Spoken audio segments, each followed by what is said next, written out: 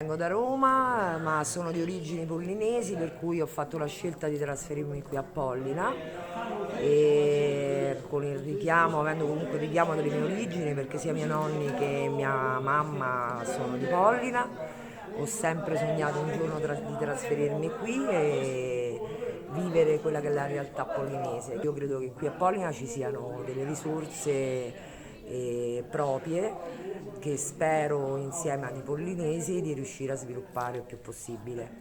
Ecco perché tu non solo hai deciso di vivere in questo borgo della Sicilia, ma hai deciso di fare anche impresa qui a Pollina. Sì, impresa con i pollinesi, di questa cosa ci tengo moltissimo perché ho aperto un piccolo negozio dove sia io che i miei soci abbiamo ideato un logo, per cui un logo dove finalmente c'è scritto Pollina e non più Castelbuono, non più Cefalù, non più Tusa, ma Pollina come identità.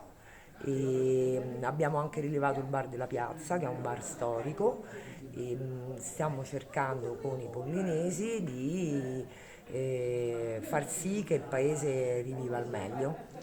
Ci fai vedere cosa troviamo qui dentro? Questi sono le magliette e il logo che abbiamo disegnato noi con un grafico amico romano, Marco Mattarelli, borse solo esclusivamente prodotti siciliani ma soprattutto prodotti pollinesi. Dalle fotografie di questa bravissima fotografa alle marmellate, alla birra alla manna, insomma una serie di prodotti, miele, sono tutti prodotti pollinesi. Dalla manna si possono realizzare una serie di prodotti.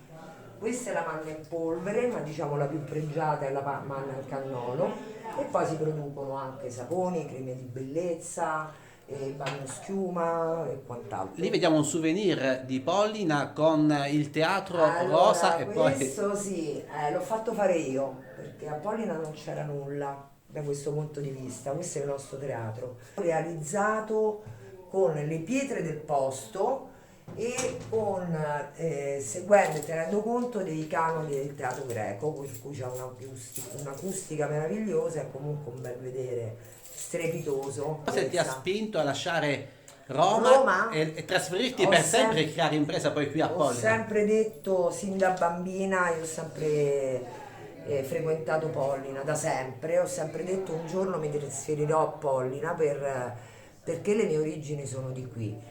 E in alternativa a Roma, che credo è per me, ma anche per molti, ma soprattutto per me la città più bella del mondo, ho sempre pensato di lasciare Roma per e soltanto per Pollina, dal traffico, dalla vita frenetica alla pace totale, perché qui c'è veramente pace totale. E chiudiamo questo video con la tazza dedicata a Pollina.